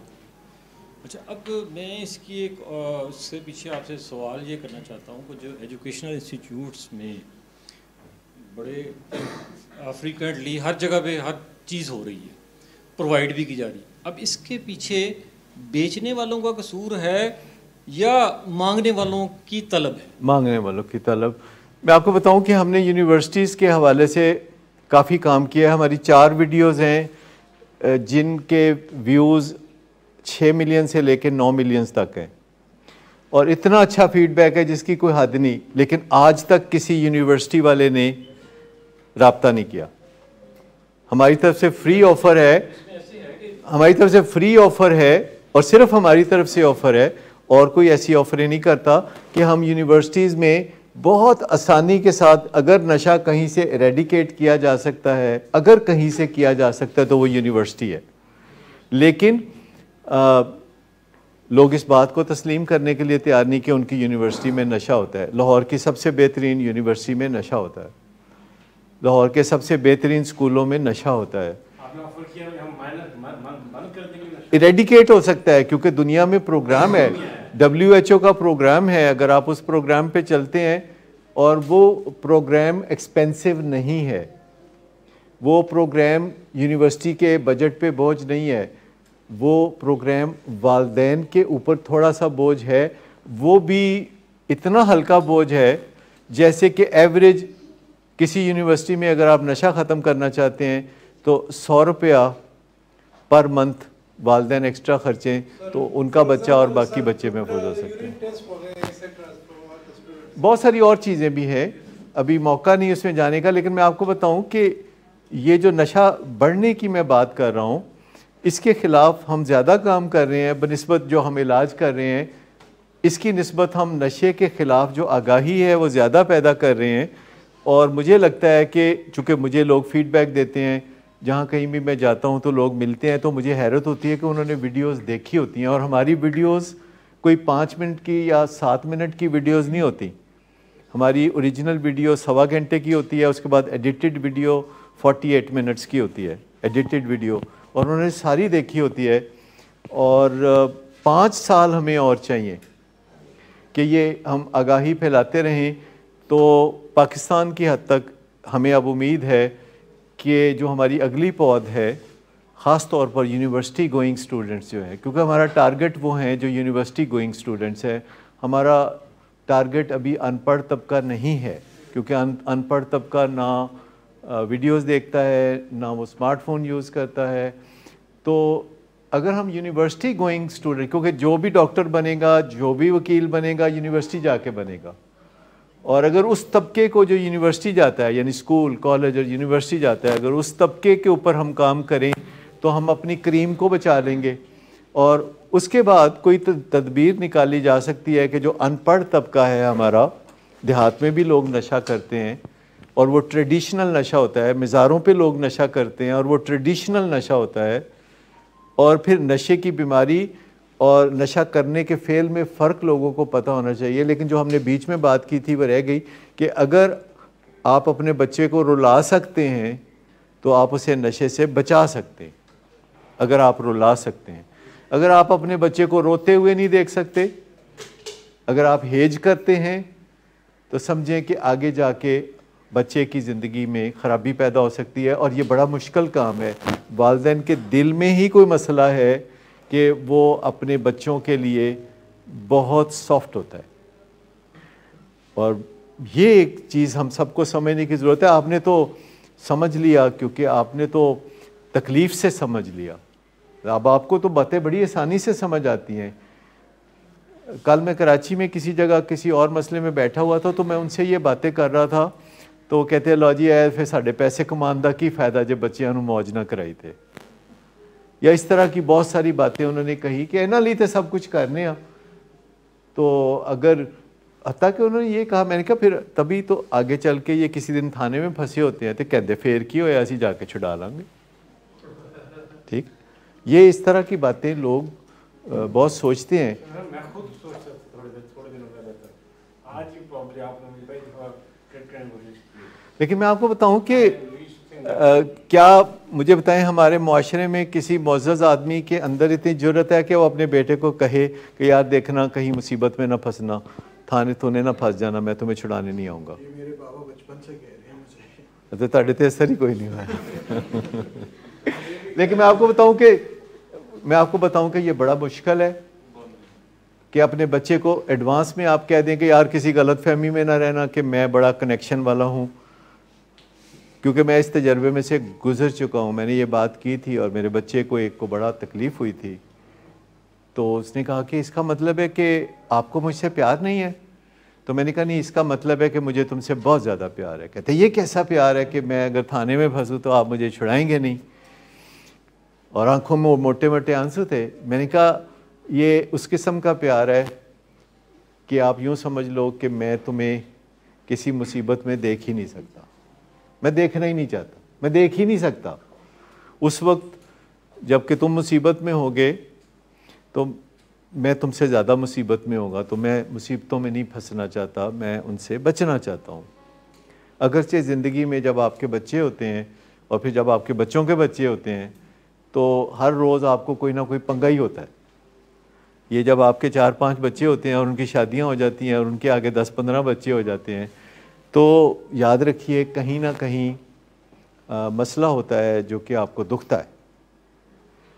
और जो नेचर है ना वो बहुत बड़ी इक्वलाइज़र है। जब हम समझते हैं ना कि अमीर तो बड़े सुखी हैं, या कई दफ़ा अमीर लोग कहते हैं यार गरीब बड़े सुखी ने। आपको पता है अमीर भी बैठ के ऐसी बातें करते हैं, कहते हैं जी हाँ इन्होंने तो किसी चीज़ की फिक्र ही कोई नहीं, ना इन्होंने इनकम टैक्स की फिक्र है, ना इन्होंने तो कोई फिक्र ही कोई नहीं। तो मैं आपको बताऊं कि अल्लाह ने मज़ेदार दुनिया बनाई है, उसने मज़ेदार खेल रचाया है और बहुत मज़ेदार खेल रचाया है, पर उसको समझने की ज़रूरत है। और अपनी जिस्मानी परवाह करना ये हम सब की ज़िम्मेदारी है, क्योंकि ये वो व्हीकल है, ये वो गाड़ी है जिसके साथ हम ज़िंदगी का सफ़र करते हैं। आप अपनी गाड़ी को कितना बना संवार के रखते हैं। आप कहते हैं यार इसके ऊपर गर्द का एक शाइबा नहीं होना चाहिए, और आप मुलाजमों को डांटते हैं कि इसकी सफाई क्यों नहीं की, और आप उसका इंजन सेट रखते हैं। ये जितना ख्याल हम अपनी गाड़ियों का रखते हैं कभी अपना नहीं रखा, जितना ख्याल हम अपने घरों का रखते हैं कभी अपना नहीं रखा। मैं तो यूँ समझता हूँ कि जितना ख्याल हम अपने पप्पी का रखते हैं उतना ख्याल कभी हमने अपना नहीं रखा। मैंने लोगों को जानवरों से बड़ा प्यार करते देखा है, क्योंकि जानवर को दुख सुख नहीं देते ना। आपको पता है लोग जानवरों से काफ़ी प्यार करते हैं, और वो उसकी वजह ये है कि जानवर कोई दुख नहीं देते, ना पैसे मांगते हैं, ना बेइज्जती करते हैं, ना कुछ और करते हैं। सर आपका एक्सपीरियंस है जो एडिक्ट उसके पास भी जानवर होते हैं या नहीं होते? बड़े बड़े अजीब जानवर होते हैं। हमारे एक पेशेंट के पास सांप थे, शौक, यानी ये अजीबोगरीब शौक भी होते हैं। वैसे ज़्यादातर मेरा ख्याल है कि जिन लोगों को जानवरों से प्यार होता है उसकी वाहिद वजह ये होती है कि इंसानों से उनकी बनती नहीं, इंसानों से उनका तालमेल नहीं होता। जानवरों से ज़रा तालमेल बनाना आसान होता है, और जानवर बिट्रे नहीं करते, इंसान बिट्रे भी करते हैं। पर एक इंसान बिट्रे करता है तो 10 ऐसे भी होते हैं जो नहीं करते। लेकिन मैं आपको बताऊं कि ज़िंदगी में आप हर रोज़ सीखते हैं, नए अंदाज से सीखते हैं। पहले मेरा ख्याल ऐसा होता था कि अगर कोई मुझे बिट्रे करे तो मुझे कम से कम 2 महीने सदमा होता था। ये मैं कोई 25 साल पहले की बात कर रहा हूँ। लेकिन अब अगर कोई मुझे बिट्रे करे तो मैं कहता हूँ यार और कितने हैं जो नहीं करते, और कितने हैं जो मेरी खातर या मेरी खुशियों की खातर सोचते हैं और आगे बढ़ते हैं और कुछ इक़दामात करते हैं। जब उन लोगों की तरफ ये एक आपकी नज़र बदल गई ना, ज़ाविया निगाह बदल गया। एक ये है कि आपको कोई एक बंदा बिट्रे करता है तो आप उसको सारी इंसानियत के ऊपर चिस्पा कर देते हैं। एक ये है कि अगर एक बंदा बिट्रे करता है तो आप कहते हैं यार ये भी एक आइटम है, क्योंकि अगर ये ना होता तो मुझे कैसे पता चलता कि जो बिट्रे नहीं कर रहे वो कितना एहसान कर रहे हैं। सर लेकिन आप मुझे अगर पता चले बिट्रे भी कर रहा है, लेकिन पता चलने पे शुक्र पता चले कि बंदा बिट्रे कर रहा है, आपको काफी ज़्यादा पता नहीं, बिट्रेल सबसे बड़ी पेन है इंसानों की ज़िंदगी में। कर रहे हैं तो शुक्र मैं करता हूँ, पता चलिए बिट्रे कर रहा है। जो बंदे बिट्रे कर रहे होते हैं पता नहीं चलता, वो बहुत ज़्यादा। देखिए बिट्रेल जो है ये इंसानों की सबसे बड़ी दुखती राग है। ये जो हमारे बच्चे नशा करने लगते हैं और एक दिन हमें पता चलता है तो तकलीफ भला किस चीज़ की होती है कि यार इन्होंने बिट्रे कर दिया, हमें बच्चों ने बिट्रे कर दिया। ये तो इनको तो हमने बनाना था डिप्टी कमिश्नर, तो इनको तो हमने डॉक्टर बनाना था, तो इंजीनियर बनाना था, तो एक ही बन गया। अच्छा, ये जो मान टूटता है ना, ये बच्चे नहीं समझ सकते, क्योंकि बच्चे जब पैदा होते हैं तो माँ बाप के अंदर जो शगुफे फूटते हैं ना, वो आपको नहीं पता। जिनके आगे बच्चे होते हैं उनको थोड़ी थोड़ी समझ ज़रूर आ जाती है, लेकिन मैं आपको बताऊं कि जब बच्चे पैदा होते हैं तो माँ बाप का कमाल है, ऑक्सीटोसिन ज़ोरों पे होती है और इतने बड़े बड़े ख्वाब देखते हैं, इतने बड़े बड़े ख्वाब देखते हैं कि उनमें से किसी ना किसी ख्वाब ने तो टूटना होता है। जब ख्वाब, ज़्यादा ख्वाब देखने की नहीं ज़रूरत। देखिए, वो जो खुशी है ना, जो ऑक्सीटोसिन है, ये भी एक ख़तरनाक केमिकल है, इससे भी बच के रहना चाहिए। डोपामीन भी एक ख़तरनाक केमिकल है, इससे बच के रहना चाहिए। मैं तो बता रहा हूँ ना कि दो केमिकल हैं जिनसे मोहतात रहना है, एक है ऑक्सीटोसिन, एक है डोपामीन, और दो केमिकल है जिन पे भरोसा करना है। एक है एंडोर्फिन यानी नारकोटिक्स, और एक है जो कि सेरेनिटी देता है, सेरोटोनिन। कभी आपने सुना लफ्ज़ सेरोटोनिन? सेरोटोनिन सेरेनिटी देता है, सेरोटोनिन। और दूसरा है नारकोटिक, जिसे हम एंडोर्फिन कहते हैं। ये दो काबिल भरोसा हैं, इनमें फ़ैसला गलत नहीं होता। लेकिन ये जो ऑक्सीटोसिन है, देखिए, आप दुनिया में किसी को परफेक्ट नहीं समझते जब तक कि आप उससे प्यार ना कर बैठे। जिससे प्यार कर लेते हैं ना, वो लगता है परफेक्ट। और माँ बाप को जाके हम कहते हैं, तुहानू नहीं पता दियाँ खूबियाँ, इस कुड़ी दियाँ खूबियाँ तुहानू नहीं पता। ठीक, माँ बाप कहते हैं, वो यार तेरे लिए बड़ी सोहनी कुड़ी लभने, बड़ी चंगी कुड़ी लभने। वो कहते जी छड्डो, जो है वे ना, और कोई नहीं। क्योंकि वो जो ऑक्सीटोसिन है, ये परफेक्ट होने का यकीन दिलाती है। तो जिससे आपको प्यार हो जाता है वो परफेक्ट है। सर कई दफा परफेक्ट होती भी है। किथे? कौन? ये सारी की सारी केमिकल की गेम है। ह्यूमन बीइंग के साथ जो सारी की सारी गेम है, ये केमिकल की गेम है। आप टीका लगा दें। कल मेरे पास कराची में एक पेशेंट था जो कि जिसको पैरानोया था। पैरानोया आप समझते हैं, शक की बीमारी, जो कि बहुत डेवस्टेटिंग बीमारी है, बहुत तबाहकुन बीमारी है। उसको अपनी बीवी पे शक था, बीवी नाराज़ होकर आखिरकार पेके जा चुकी थी और उसके बच्चे भी मैके जा चुके थे, उसकी बहन साथ आई हुई थी। सारा घर परेशान था और घर वालों को उसने इतना टेरराइज़ किया हुआ था कि शुरू में घर वाले कह रहे थे कि जो ये बीवी पे शक करता है वैसे है सच। तो मैंने कहा मैं शर्त लगा सकता हूँ कि वो सच नहीं है, और मैं ये शर्त लगा सकता हूँ कि आपको पता है कि वो सच नहीं है। और फिर आहिस्ता आहिस्ता उन्होंने मानना शुरू किया। एक खातून जो मैके जा चुकी है, उसकी ज़िंदगी ख़राब हो चुकी है, और उसके वालिद जो हैं उनको दिल का दौरा पड़ गया जब ये पता चला कि मेरी बेटी पे शक किया इसने। यानी इतनी डेवस्टेटिंग बीमारी है। और जब मैंने उससे कुछ बातचीत करनी शुरू की तो मैंने उसे पहले ही बता दिया कि देखो, तुम्हारे अंदर वो केमिकल हैं जो तुम्हें बताते हैं कि ये सच है, तुम झूठ नहीं बोल रही। पैरानोया या शक जो होता है, उसके अंदर हकीकत जितनी रियलिटी होती है, हकीकत जितनी रियलिटी। अगर आपको किसी पे शक है तो वो शक नहीं है, वो पक है। आप खुद नहीं कहेंगे कि मैनू शक है। अगर आप कहते हैं ना कि मुझे शक है तो ये हेल्दी शक है। अगर आप कहते हैं कि मुझे पक है तो ये बीमारी है। और वो फिर अपने बता रहे थे कि ISI ने भी तहकीकात करके मुझे बताया है, और IB ने भी तहकीकात करके बताया है, इलाके के SHO ने भी बताया है कि तुम्हारा जो शक है वो बिल्कुल ठीक है। तो मैं, उसकी फैमिली से बात हो रही थी, तो मैंने कहा कि आप कोई बंदा लाएं एक्सपेरिमेंटल, जिसको कोई किसी पे शक ना हो, उसको चंद दिन एक दवाई देते हैं, वो शक करना शुरू हो जाएगा। आपको ऐसी दवाई का नाम पता है कि जो किसी को चंद दिन दी जाए तो वो शदीद शक करना शुरू हो जाएगा? Crystal math.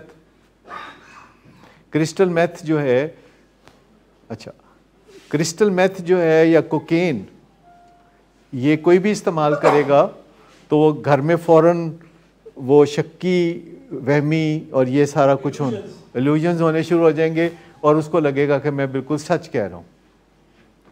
मैं मैं बिल्कुल सच कह रहा हूँ। हमारा एक पेशेंट ऐसा भी है जो कि क्रिस्टल मेथ इस्तेमाल करता था और उसको ये शक हो गया कि मेरे सारे घर वाले भी क्रिस्टल मेथ इस्तेमाल करते हैं। है कोई बंदा जवान जी? ये कहते हैं मैं हूँ। अब है? अब नहीं है, क्योंकि आप अंदाज़ा करें कि शुरू में ये मुझे हर रोज़ पकड़ के इधर किनारे पे ले जाएं, यहाँ इस कोने में जाके, और कहें कि मैनू छड्डो, मेरे अब्बे दा कुछ करो। ये है बीमारी, इसको कहते हैं एडिक्शन। और जिन लोगों को वैसे ही कुदरती तौर पर जिस्म में केमिकल इम्बैलेंस हो जाता है, वो पैरानोया में मुब्तला हो जाते हैं, तो मुझे बताएं घरों में कितने तमाशे लगते हैं। सर एक बात पूछनी थी सर, ये जो इस तरह के सर शक हो जाता है ना कि मेरे घर वाले भी कर रहे हैं, सर कितने दिन तकरीबन सर वो निकल जाता है सर मेडिसिन आफ्टर मेडिसिन?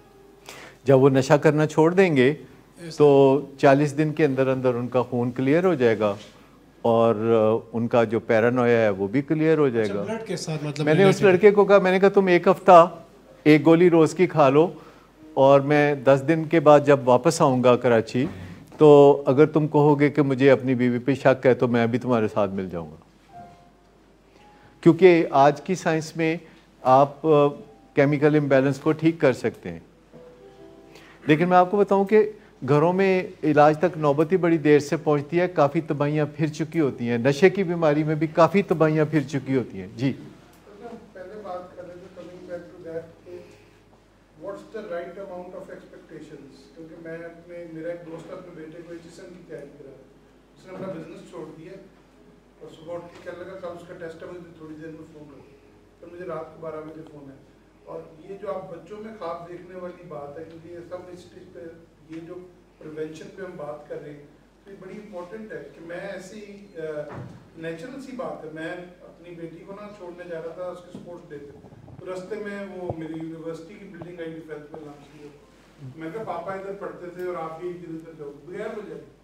हालांकि मैं इस चीज़ से बड़ा घबराता हूँ, उसको कहता हूँ यार तुम अपनी लाइफ खत्म कर रहे हो, वो जिसम में हो ना हो रहा हो भी गया तो होएगा थे, तेनों कुछ करके देंगे। ये अपनी जो नातमाम आरजुएं हैं उनका बोझ अपने कमज़ोर बच्चों के कंधों पे रखना। अब मुझे ये बता दें कि कोई नातमाम आरजू आपकी है अपनी, और अब आपका ये हिसाब हो गया है कि आप चाह रहे हैं कि आपकी 2.5-3 साल जैसी गुड़िया जैसी बच्ची आपकी नातमाम ख्वाहिशों को, तमन्नाओं को पूरा करे।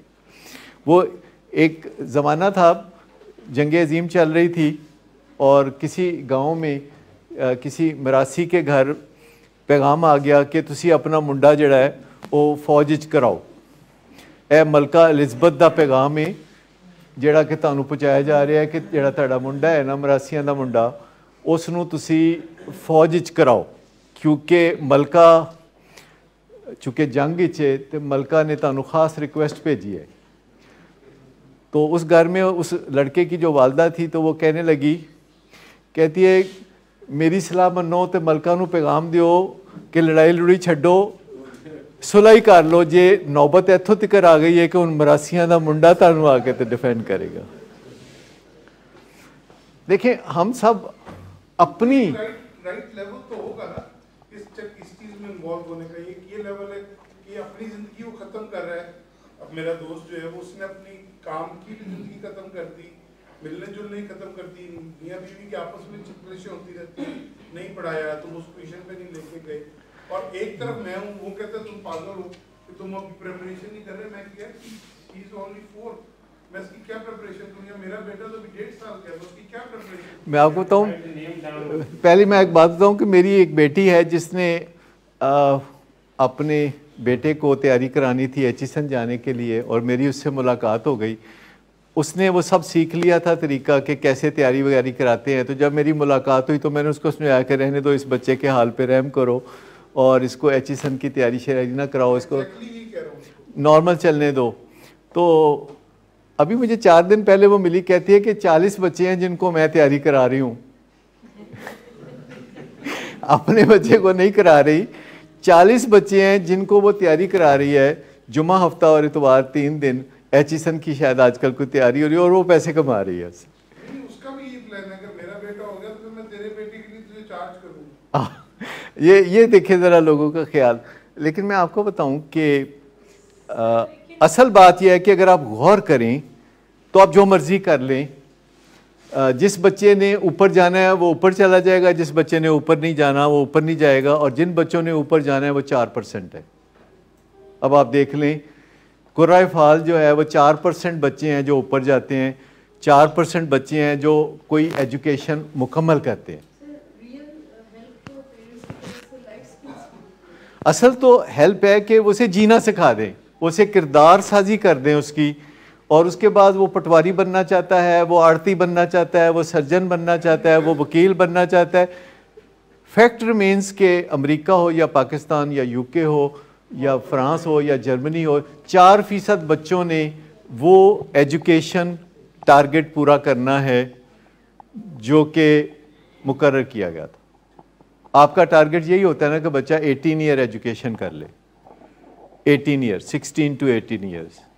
डॉक्टर्स हो तो 17 ईयर्स, लॉयर्स हो तो अब भी वो भी 17 ईयर्स। तो 18 ईयर्स तक जो एजुकेशन है वो 4% पूरे करते हैं, और बाकी सब रास्ते में रह जाते हैं, चाहे वो सैगल की औलाद हो या चाहे वो गरीब गुरबा की औलाद हो। At the end of the day ये किसी के अंदर ही चिराग जलता है।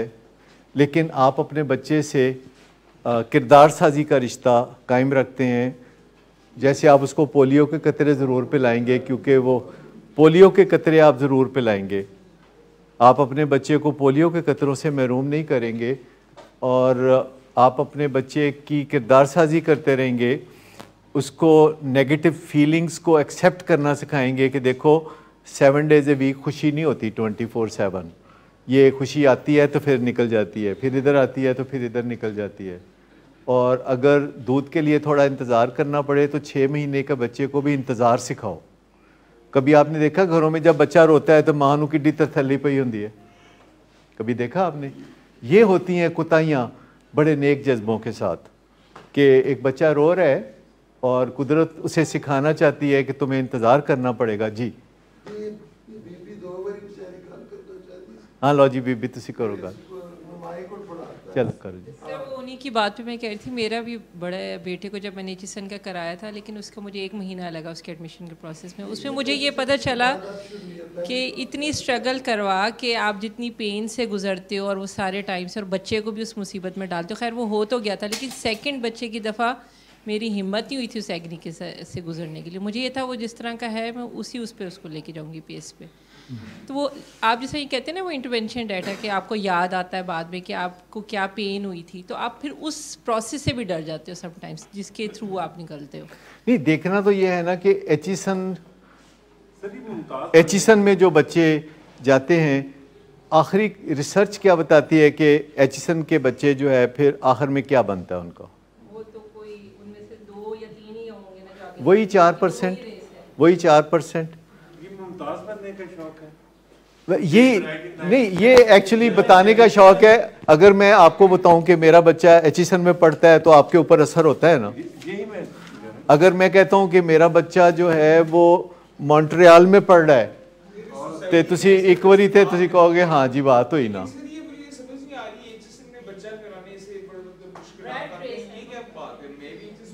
मुझे तो कोई मुश्किलात नहीं आई, ये महीना 3 महीने वाली जो बात कर रहे हैं। आपका कल्चर ऐसा था ना कि जिसमें आप पहले बच्चे नहीं होंगे जो एचिसन गए थे। सर मैं और मेरा भाई हम दोनों ने इकट्ठे मतलब पहले बच्चे नहीं होंगे आपके खानदान में, ये रूटीन होगी, आपके चचा ताया मामा सारे जाते होंगे। लेकिन अगर किसी खानदान में अगर पहला बच्चा जो है किसी जगह जाना होता है ना तो उसकी, लेकिन असल चीज़ है कि आप इसमें से प्राइड जब ले रहे हैं। अब एचिसन देखिए, एचिसन की कोई बुराई नहीं कर रहा, मैं आपको बताऊं कि एचिसन सबके लिए नहीं है। एचिसन किसके लिए है? एचिसन उसके लिए है कि जो फैमिली पहले से ही बहुत मावरा है, एक एस्टेब्लिश चीफ्स कॉलेज था या कुछ भी था। हाँ, तो मसला यह है कि अगर कोई बड़ा जिम्मेदार है, तो उसका बच्चा ज़रा एचिसन में जाके तो बादशाह बनना सीख लेगा, हुक्म चलाना सीख लेगा, कोई बुराई नहीं है। लेकिन हर एक के बच्चे को, एक गरीब आदमी के बच्चे को अगर आप पुश करके एचईसन में डाल देंगे, वो महरूमियों का शिकार हो सकता है वो ना भी हो, क्योंकि अल्लाह ताला ने इंसान को ऐसा बनाया है कि वो एक जैसे हालात में बिल्कुल मुख्तलिफ नताइज दे देता है। कोई बच्चे का वालिद फौत हो जाता है तो वो ज़िम्मेदार हो जाता है, कोई बच्चे का वालिद फौत होता है तो वो गैर ज़िम्मेदार हो जाता है, कोई औरत बेवा होती है तो वो कमाल करती है, वो एंटरप्रेन्योर बन जाती है, कोई औरत जो है बेवा होती है तो वो भीख मांगना शुरू कर देती है। इंसानों में आपको बहुत अपोजिट बिहेवियर भी मिलते हैं, लेकिन असल चीज़ क्या है कि आपका बच्चा आपके करीब रहे। ये जो है ना कि जी लोग मुझे मिलते हैं और बताते हैं कि उनका एक बच्चा कनाडा में सेट हो गया है, एक बच्चा अमेरिका में सेट हो गया है, एक मलेशिया सेट हो गया, तो मैं कहा तुसी कित्थे आप सेट हो, कहते असी इत्थे आप जी हाँ, और बाद में जी जी तो हाँ, मतलब यह है कि एक प्राइड है। लेकिन मैं आपको बताऊं कि अगर रात को आपको सुकून है and you are happy with yourself, अगर आपको तन्हाई मैसर आई है और आपको अच्छा लगता है, तो आप जैसा बादशाह कोई नहीं। मैंने वो स्टेटस एक लिखा था, बड़े लोगों ने पूछा इसका मतलब क्या है। स्टेटस एक ये था कि आप बादशाह ज़रूर बनो, ज़रूरी नहीं कि आपका हुक्म चले।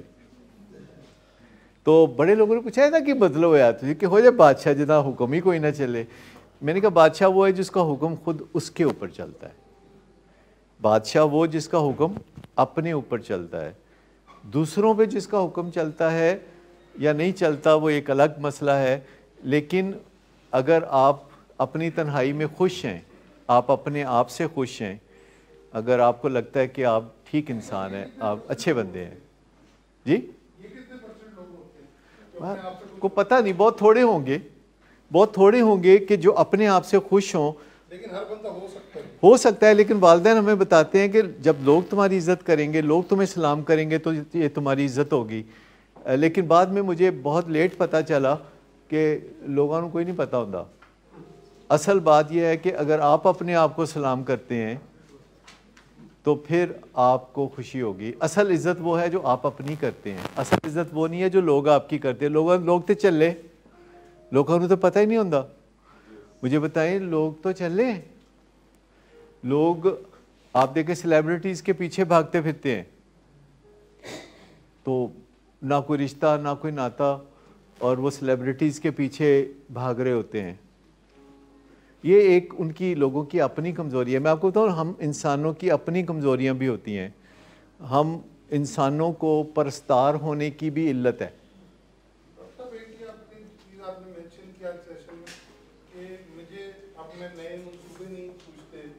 या मैंने ये शर्त नहीं रखी थी चाय छोड़ने से पहले कि मैंने ये शर्त नहीं रखी थी कि मुझे वही मज़ा आएगा, ये मैंने शर्त नहीं रखी, ताहम मैंने उसके फायदे नहीं किए। इस पे रिलेटिव जो यकीन या रिलेटिव आपने अपने एम्बिशंस लो किए, उसका नहीं, एम्बिशंस कोई नहीं लो किए। मसला ये है कि वो बीमारी थी। देखें, एक चीज़ जो पहले ही सही नहीं थी, जैसे मुझे अगर पहले खांसी आती थी और अब नहीं आती तो मैं अब खांसी को याद करूंगा, क्योंकि मैं समझता हूँ कि वो एक इल्लत थी। वो आपका फन आफ्टर फन था, वो फन आफ्टर फन था, यानी वो मुतमिन ही होके ना देना, यानी अपने एक ऐसे चक्कर में पड़ जाना जिसे 99 का चक्कर कहते हैं कि आप मुतमिन ही होके नहीं दे रहे कि आप इतना कुछ कर रहे हैं। एम्बिशंस क्या है, एम्बिशंस चेंज हो गई हैं। ये नहीं हुआ कि मतलब पहले एम्बिशंस थी कि और अस्पताल हो, और ये हो, और शोहरत हो, और फलानी चीज़ हो, लेकिन अब एम्बिशन ये है कि जो काम मैं करता हूँ ना उसको हम्बली समझ लूँ। कब तक समझे बगैर करी जाऊँगा, उसको समझने का तो टाइम निकले। अच्छा, चाय छोड़िए, तो मुझे जिस एक चीज़ में तकलीफ़ नहीं है वो है पढ़ना लिखना। मुझे ये बहुत आसान लगता है, अब आराम से बैठ के पढ़ो लिखो। मतलब पहले होता था कि पाँव में चक्कर था, पाँव में चक्कर, अब वो चीज़ नहीं है। अब यह है कि पढ़ना लिखना मेरा फोर्टे ज़्यादा बन गया कि अच्छा चलो समझ लूँ, मैं इस बात को समझ लूँ। और नींद के बारे में मेरा था कि सोने को दिल नहीं करता था, हालांकि आंखें बंद हो रही होती थी और रात को 2 बजे वो टॉक शो मैं देख रहा होता तो जो 10 बजे भी देखा हुआ है। मतलब आप में से भी किसी ने ऐसे हरकतें ज़रूर की होंगी कि कोई टॉक शो घड़ी मुड़ी देखी जा रहा है। लेकिन अब यह है कि रात 11 बजते हैं तो मेरी आंखें इस तरह बंद होने लगती हैं कि मैं, और विल टू स्लीप बहुत है, फिर मुझे कुछ पता नहीं होता कि मैं अब टीवी बंद कर दिया, ये कर दिया, वो कर दिया। तो ये फ़ायदे भी बहुत है, अगरचे मैं उनका जिक्र उतना नहीं कर रहा, मुझे करना चाहिए जिक्र कि चाय छोड़ने के फ़ायदे बहुत है। यानी अपनी एक तो आपको असल स्ट्रेंथ पता चल गई, आप जलीपन से निकल आए। मुझे लगता था मेरी बड़ी एनर्जी है भाई, यानी फ़र्क ये था मैं 3-3 सीढ़ियाँ फलांगा करता था। जब मैं चाय पीता था तो एक वक्त में मैं 3-3 सीढ़ियाँ फलांगा करता था। अच्छा भी अब मैं नहीं फलांगता। तो मुझे बताइए कि असलियत पता चल गई ना। तो ये नशा ये होता है। और आप कभी भी चाय को, कैफीन को, निकोटीन को अंडर एस्टिमेट ना करें। नशा नशा होता है, चाहे वो कोकेन हो। हाँ, कुछ नशे जो हैं ज़्यादा बदनाम होते हैं, कुछ नशे नेक नाम होते हैं। हर एक चाय पानी ते दो, ये एक ऐसा नशा है। अच्छा चाय पियोगे, यानी हर आन जान वाले ਨੂੰ ਤੁਸੀਂ ਪੁੱਛ रहे हो कि चाय पियोगे, चाय पियोगे। अच्छा मैं एक बड़ा मज़ेदार फिनोमेना देखा, जब मैं चाय पीता था तो मैं सबको पिलाता था। अब मैं चाय नहीं पीता तो ना मैं पिलाता हूँ ना कोई मांगता है। हत्ता कि मैं ऑफ़र भी करूँ ना तो पता नहीं सब ना कर देते। नहीं, लेकिन मतलब मैं अगर ऑफ़र भी करूँ तो ज़्यादातर पता नहीं वो मेरा लिहाज करते हैं कि अच्छा उन बेचारे ने छड़ी चाहते चलो ऐसा साथ दे दिए। और मैं हैरान हूँ कि आप में से कई मुझे बताते हैं कि उन्होंने चाय छोड़ी है, और मैं समझता हूँ कि ये बहुत बड़ी बात है कि आपने एक अच्छी बात को अपनाया और आपको अल्लाह इसका अजर ज़रूर देगा। लेकिन मैं आपको बताऊँ कि जो नशे आप करते रहे हैं और अब आप उन्हें छोड़ रहे हैं, ये बहुत अजर की बात है। जो आपके वालिदैन का एक एहसान है जो आपको हर रोज़ सवेरे उठ के याद करना चाहिए और पहली मुलाकात में वालिदैन को बताना चाहिए कि आपका एहसान है। मैं देख रहा हूँ कि अताए अजीज़ कुछ में हाल ये करने लगा है, कुछ चेहरे से मुझे लगता है वो चेहरे पे वो जी हाँ हाँ नहीं एहसान तो है। मैं आपको बताऊँ ये एहसान तो है। अगरचे वालिदैन के नुक्ता नज़र से देखें तो वो अपने दिल के लिए कर रहे होते हैं, वो एहसान कोई नहीं कर रहे होते। वो अपने दिल के लिए कर रहे होते हैं, वो अपनी खुशी के लिए कर रहे होते हैं जी, अपनी अंदर से उनको होता है कि ये करना है। हाँ, लेकिन ग्रेटिट्यूड का कोई ख़र्चा तो नहीं है ना कि अगर आप माँ बाप को मिलते हैं और उनको वन मोर टाइम गले लगा के आप कहते हैं कि मैं एहसान मान दूँ। मैं आपको बताऊँ कि आपको क्रेविंग ही ख़त्म हो जाएगी। आपके अंदर वो जो क्रेविंग होती है ना वो ख़त्म हो जाएगी। सिर्फ ग्रेटिट्यूड वालिदैन से या सोसाइटी से, बहनों भाइयों से अगर करें और ग्रुप से भी। मैं आपको बताऊं कि हम सब, यानी सबसे ज़्यादा मुझे सुकून मिलता है आपसे ये कलेक्टिव बातचीत करके। ये आसान नहीं होता कि देखें एक डॉक्टर होता है जो एक मरीज़ एक वक्त में देखता है और डॉक्टर को तकलीफ़ होती है जब कोई मरीज़ कहता है ना मेरे पेट में दर्द हो रही है, तो एक थोड़ी सी दर्द डॉक्टर को भी होती है। इंसान है ना। आपके पास आते हैं लोग रोज़ कोई ना कोई सर्जरी का घोटाला लेके, तो आपको तकलीफ़ तो होती है। जरूर होती है। उसके बाद फिर ये कि पुराना पेशेंट, जिस तरह आप अपने पेशेंट के सामने पेश करते हैं, आपका पेशेंट आके आपको कोई आपने ऑपरेट किया हुआ और आपको कोई तकलीफ बताता तो एकदम आपको तकलीफ होती है अंदर। हाँ, लेकिन मैं आपको बताऊं कि रोज़ डॉक्टर के सामने ऐसे लोग आते हैं जिन्होंने शिफा पाई है और रोज़ ऐसे आते हैं कि जिन्होंने अभी शिफा नहीं पाई। और ये बड़ा मुश्किल काम है, ये देनदार होने का काम है ना, देनदार हैं।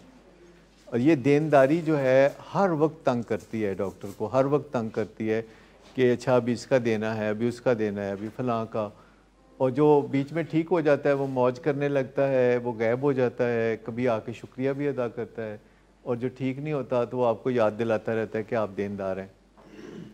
ये बहुत मुश्किल काम है कि आपने कोई ऐसी चीज़ देनी है जो आपके हाथ में नहीं है। आपने किसी का कुछ ऐसा कुछ देना है जो कि आपके हाथ में नहीं है, आपके हाथ खाली हैं और आपने देना है। देने वाला कोई और है लेकिन बहरहाल आपने देना है। तो ये बड़ी बेबसी वाली सिचुएशन है। इसके लिए इंसान को ग्रेसफुली एक्सेप्ट करना पड़ता है हम इतने तिगड़म खान बनते हैं ज़िंदगी में, कई दफ़ा हम समझते हैं कि हमारे जैसा ही कोई नहीं, लेकिन फिर हमें ख्याल आता है कि नहीं, ये दुनिया इससे बढ़ के है। एक छोटा सा वाक़या मैं सुनाऊंगा और बात ख़त्म करूंगा, आपकी बात भी मैं सुनता हूँ। एक जहाज़ में दिलीप कुमार बैठे हुए थे और उनके साथ जहाज़ में एक बंदा बैठा हुआ था, और वो बंदा खामोशी से बैठा हुआ था। फ़्लाइट 3 घंटे की थी और फ़्लाइट जो ख़त्म होने पे आई और जहाज़ ने डिसेंड करना शुरू किया, तो दिलीप कुमार से रहा ना गया। दिलीप कुमार उसको कहता है कि आपको पता है मैं कौन हूँ? तो उसने कहा नहीं, मुझे नहीं पता। कहते आप फिल्में देखते हैं? कहते कभी कभार, कोई ज़्यादा नहीं। कहते मैं दिलीप कुमार हूँ और मैं बहुत बड़ा स्टार हूँ, और मेरी वो एक फ़लाँ फ़िल्म थी, मुग़ल आज़म थी, मेरी फ़लानी फ़िल्म थी, फ़लानी फ़िल्म थी। वो कहते अच्छा, you did a nice job. और जहाज़ इतनी देर में लैंड कर गया, तो वो बंदा कोई इम्प्रेस नहीं हुआ दिलीप कुमार से, और जब जहाज़ बिल्कुल खड़े हो गया और मुसाफिर उठ के जाने लगे, तो दिलीप कुमार उसे पूछता है कि आप कौन हैं? तो कहता है मैं टाटा इंडिया की एक वो बहुत बड़ी हस्ती है। तो दिलीप कुमार ने फिर अपनी किताब में ये वाक़या लिखा और उसने कहा कि आप कितनी भी बड़ी तोप चीज़ हों, there is always somebody out there जो आपसे भी बड़ी तोप है। तो मैं आपको बताऊं कि ये जो हमें मुमताज़ होने का शौक़ है, ये बड़ा डंडा ख़राब करने वाला शौक़ है। वैसे ये बातें मैं यूनिवर्सिटियों में नहीं करता, इधर उधर जहाँ मैं जाता हूँ स्पीचेस के लिए नहीं करता, क्योंकि मुआशरे में इन बातों की कोई समझ नहीं रखता। ये मैं यहाँ करता हूँ जिनको समझ आती है, क्योंकि आप समझते हैं, आपने नुकसान उठाए हुए हैं, आपने तकलीफ़ें उठाई हुई हैं, तो आपको समझ आता है। अगर मैं मुआशरे में कहूँ कि लो जी बच्चों को आप बहुत ज़्यादा एम्बिशंस ना दें, बच्चों को पुश ना करें, तो बोलेंगे कि ये क्या तरक्की चाहता है या तनज़्ज़ुली चाहता है। ये मुझे पता है कि कहाँ बात करनी है, क्योंकि असल में आपकी दुखती रगें कोई और हैं और आपके घरों में मसले कोई और हैं। आपके घरों में जो मूड डिसऑर्डर्स हैं ये दुश्मन हैं, आपके घरों के दुश्मन मूड डिसऑर्डर्स हैं। जी जी जी। एक बात अभी की है कि बच्चे को रुलाना चाहिए। मैं अगर बच्चा मुझसे एडिक्शन के लिए पैसे मांग रहा है और मेरे सामने 3 रोज़ पहले का एक वाक़या आया सामने, अल्लामा इकबाल टाउन में जो क्रिस्टल का नशा करते थे 4 अफराद, बड़े यंग लड़के, उन्होंने अपने 5वें दोस्त को कत्ल करके उससे मोबाइल ले लिया और अपना नशा पूरा कर लिया, और उसकी लाश जो है जिस्ती ट्रक पेटी में डाल के समनाबाद नाले में फेंक दी। वो एक मामला घूम रहा है जेन में। अब वो मांग रहा है पैसे एडिक्शन के लिए, बजाय इसके कि अब मैं उससे इनकार करूं, मैं उसको पैसे दे रहा हूं, कल को किसी से कोई चीज़ ना छीन ले, किसी के साथ कोई ऐसी कोई हरकत ना कर दे जो मेरी ज़ात के ऊपर आ जाए और उसकी ज़ात भी ख़राब हो। इस पे ज़रा रोशनी डालिए, क्योंकि आप एक मुआलिज हैं। अच्छा, मैं इसी काउंसलिंग के लिए आया हूँ, वी आर द पेरेंट्स। जी, मुझे ये बताया गया कि जी आप ये सेशंस अटेंड करेंगे तो you will be able to, मतलब उनको कोप करने के काबिल हो सकेंगे। मैं आपको बताता हूँ कि एक तो जो हाइपोथेटिकल सिचुएशंस हैं, ये डॉक्टर्स ने दुनिया भर में स्टडी की हैं और डॉक्टर्स ने फिर मुत्तफ़िका तौर पर फैसला किया है कि ये करना है, ये नहीं करना। क्योंकि जो रिसर्च करते हैं अमेरिका में ख़ास तौर पर, वो सारी दुनिया के लिए कल्चरल जो डिफरेंसेस हैं उनको मद्देनज़र रखते हुए वो करते हैं। एक बहुत बड़ा ट्रैप है जो वालिदैन के लिए है। मिसाल के तौर पर वालिदैन इस ट्रैप में होते हैं कि हमारा बच्चे के साथ हम ऐसा ताल्लुक़ रखें कि ये हर बात हमें आके बताए, और वालिदैन इस ट्रैप में यूँ समझते हैं कि जब वो बच्चे को खुल देते हैं कि तुम मुझसे कोई भी बात कर सकते हो, मैं तुम्हारा दोस्त हूँ, तो बच्चे फिर कुछ बातें करते हैं। मिसाल के तौर पर लड़का कहेगा मैं आज अपनी गर्लफ्रेंड को मिला, या लड़की कहेगी कि मैं अपने बॉयफ्रेंड को मिली, तो वालिदैन कहते देखा कितना फ़ायदा हुआ, हमने इसे हौसला दिया है कि हमें बताओ, तो इसने बताया। पहली बात तो ये है कि वो पिक एंड चूज़ करते हैं, जो बात बतानी होती है वो बता देते हैं, जो बात नहीं बतानी होती वो नहीं बताते। आप दोस्तों में भी अगर आपके 4 दोस्त हैं तो किसी के साथ आप 25% शेयरिंग करते हैं, किसी के पास 30%, किसी के साथ 80%, 100% तो आप कभी भी नहीं करते।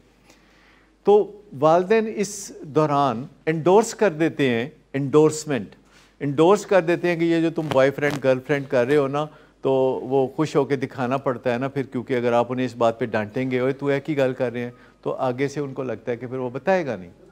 तो एक एंडोर्समेंट की बात है कि जब आप अपने बच्चे को पैसे दे देते हैं ना, तो इंतहाई खामोशी से आप एंडोर्स कर देते हैं, अगरचे आप पैसे इसलिए दे रहे हैं कि ये कोई क्राइम ना करे। यही है ना आपका कहना। और गारंटी फिर भी नहीं है, क्योंकि नशे की जितनी तलब है उतना सरमाया आप मुहैया नहीं कर सकते। और आखिर में जैसे कोई बीवी को कहता है कि अगर देखो ना तुम मुझे सामने बैठ के पीने दो अपने अच्छे से कपड़े पहन के, तो मैं बाहर क्यों जाऊं शराब पीने, और मैं बाहर जाता हूं तो वहाँ लड़कियां भी होती हैं, तुम ये रिस्क ले रही हो फिर ना कहना। तो बीवी कहती है हाँ मैं बर्फ़ मंगाती हूँ, मैं अभी खूबसूरत बन के बैठती हूँ। अच्छा, पर कोई माहिरीन कहते हैं इसकी गारंटी नहीं कि वो बीवी से उठ के बाहर नहीं जाएगा और बाहर दोस्तों के पास नहीं जाएगा और वहाँ लड़कियाँ नहीं होंगी। मैं आपको बताऊं कि गलत चीज़ का पार्ट एंड पार्सल नहीं बनना। जो चीज़ गलत है उसका पार्ट एंड पार्सल अगर आप बनते हैं तो खामोशी से एक एंडोर्समेंट चली जाती है। तो एंडोर्समेंट नहीं देनी। आप एक आइसोलेटेड वाक़े के अलावा भी बहुत सारी चीज़ों को देखें कि ये एनेबलिंग है, और इसके साथ इसकी बहन है जिसे प्रोवोकिंग कहते हैं। प्रोवोकिंग साथ चल रही होती है। जब आप अपने बच्चे को अपना बजट ख़राब करके 5000 रुपये देंगे कि ये कर ले जो करना है, तो अगले दिन सवेरे आप उसकी बेइज्जती करेंगे। आप कहेंगे तेरा कख नहीं हो रहना, तू तबाह हो जाना है, और वैसे ही तेरे वर्गा साढ़े घर च पैदा ही कभी कोई नहीं होया, तू तो बहुत ही भैड़ा है, तू तो नखेद है। इसको हम प्रोवोकिंग कहते हैं। फिर जब आप ये कहते हैं 2 घंटे बाद आपका दिल दुखता है कि तुमने अपने बच्चे को बहुत बुरा भला कहा है, कहते हैं ले फड़ 5000 और कर ले जो करना है तो, या इजाज़त ले ले। हाँ, तो उसमें एनेबलिंग और प्रोवोकिंग दोनों नहीं करनी, इंटरवेंशन करनी है। और उन वालिदैन से मिलना है जिन्होंने तजर्बात किए हुए हैं। मतलब हमारे साथ वालिदैन शेयर करते हैं कि मैंने ये तजर्बात किए हुए। हमारे पास वालिदैन आते हैं 10 साल के तजर्बे के बाद, और फिर वो शेयर करते हैं कि डॉक्टर साहब मैंने 10 साल में ये सीखा। तो वालिदैन हमें बताते हैं कि 10 साल में मैंने ये सीखा कि मेरा बच्चा बहुत झूठ बोलता है। 10 साल में मैंने ये सीखा कि वो क्राइम भी करता है। 10 साल में मैंने ये सीखा कि मेरा बच्चा सिर्फ ज़माना हाज़िर में रहता है, उसको मुस्तकबिल की कोई परवाह नहीं। ठीक, तो जो चीज़ें वालिदैन सीख लेते हैं और शेयर करते हैं वो साइंटिफिक बेसिस बन जाते हैं कि आपको पता हो कि बच्चा कौन से हरबे इस्तेमाल करता है, वो आपको गिल्टी करता है। वो कहता है कि तुहाडी वजह नाल मैं खराब होया, ਇਹ सब ਤੁਹਾਡਾ बेड़ा गर्क ਕੀਤਾ ਹੋਇਆ, जब तुसी मेरा बेड़ा गर्क ਕੀਤਾ है ना, किसी ने कहते तुहाडी वजह नाल मेरा बेड़ा गर्क है तो मैं तबाह हाँ। पहली गल है कि तुसी कीता है, दूजी गल है कि मैं बेचारा मैं तबाह हूँ। तीसरी बात है कि खबरदार जो हुण को हरकत की, मेरी ज़िंदगी च दखल कोई नहीं देना। और चौथा मिज़ाइल तो बहुत ही गौरी मिज़ाइल है, और वो ये है कि वैसे अगले हफ्ते में नशा छाड़ देना है। मुझे बताएं कि जब आपका बच्चा कहता है कि अगले हफ्ते मैंने नशा छाड़ देना, कहता है क्या दिल खुश किया ही, अल्लाह दिल खुश किया ही। तो ये सर आप कोई बात करना चाह रही थी मुझे। कितने दिनों तक ये बात मान लेते हैं कि हम फॉलोअप पे आया करेंगे, यहाँ आए हुए कितने दिन हो जाए तो ये उम्मीद हो जाती है कि ये फॉलोअप पे आएंगे यहाँ से जाने के। कोई हम तो को रखते हैं कि 70वें 80वें दिन ये दिन देखना नसीब होता है, क्योंकि शुरू में वो ये बात नहीं मानते, लेकिन आखिरकार